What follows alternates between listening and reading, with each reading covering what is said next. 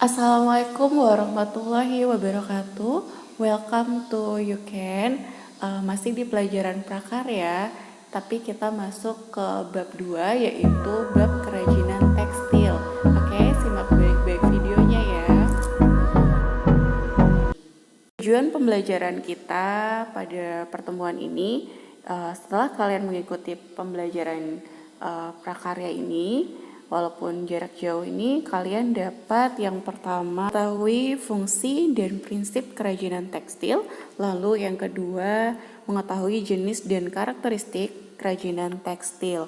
Oke, nah bicara tentang kerajinan tekstil itu kita sebagai bangsa Indonesia atau berada di Indonesia ini memiliki batik. Batik ini merupakan salah satu kerajinan tekstil. Menurut halaman Wikipedia, batik adalah kain bergambar yang pembuatannya secara khusus dengan menuliskan atau menerakan malam pada kain itu, kemudian pengolahannya diproses dengan cara tertentu yang memiliki kekhasan. Nah, batik Indonesia ini sudah ditetapkan oleh UNESCO sebagai warisan kemanusiaan untuk budaya lisan dan non-Bendawi sejak tanggal 2 Oktober 2009. Nah, berikut ini merupakan wilayah yang ada di Indonesia dengan motif batiknya yang berbeda-beda gitu, dari Yogyakarta dengan motif kawung parang tuding, kemudian di Semarang itu ada motif batik kekinian dan di situ ada landmark kota dari Semarangnya itu sendiri, dan di Solo dengan motif batik parang rusak barongnya. Lalu di Pekalongan, Jawa Tengah itu ada motif batik 7 rupa. Kemudian di Kalimantan motif batik burung enggau. Lalu di Papua motif batik Sentani Papua, dan di Ternate ada motif batik Malivo. Lalu di Cirebon, Jawa Barat ada motif batik Megamendung, dan di Kepulauan Riau ada motif batik Gonggong. Oke, kita masuk ke materi. Yang pertama adalah fungsi dan prinsip kerajinan tekstil. Tekstil adalah sebuah bahan yang berasal dari serat yang diolah menjadi benang atau kain untuk dijadikan sebagai bahan pembuatan pakaian atau kerajinan lainnya.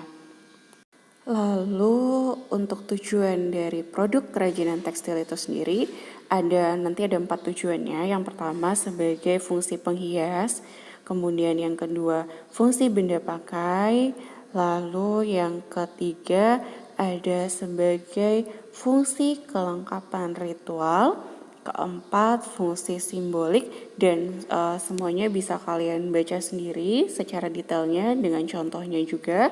Lalu kita masuk untuk yang B, itu jenis dan karakteristik dari kerajinan tekstil. Ini ada 3 jenisnya, yaitu dari serat alam, dari serat sintetis, dan serat campuran. Bisa kalian baca juga di sana. Untuk teknik pembuatan kerajinan tekstil itu ada 2 teknik. Yang pertama struktural teknik, dan yang kedua dekoratif teknik. Nah, untuk struktural teknik itu biasanya pada proses membuat tas dengan teknik rajut. Kemudian untuk dekoratif tekniknya itu adalah untuk menghias permukaan busana menjadi lebih cantik, bisa dengan teknik sulam ataupun bordir nantinya. Nah, untuk tugas kalian pada pertemuan ini yaitu masih merangkum materi secara detail tentang fungsi prinsip kerajinan tekstil, lalu tentang jenis dan karakteristik kerajinan tekstil.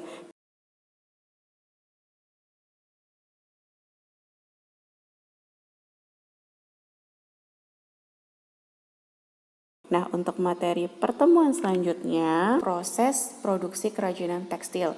Yang pertama, kerajinan tapestri, yang kedua kerajinan batik, dan yang ketiga sulam. Oke, berikut ini adalah sumber belajar pada video pembelajaran kali ini, yaitu dari buku Prakarya kelas 7 semester 1 terbitan Kemendikbud, dan dari beberapa blog yang ada di internet.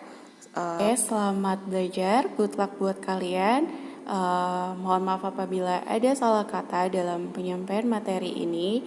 Mohon dimaafkan. Sekali lagi terima kasih sudah menonton video pembelajaran ini. Semoga bermanfaat. Jangan lupa like, comment, dan subscribe channel You Can by Isni Maulia P. Wassalamualaikum warahmatullahi wabarakatuh.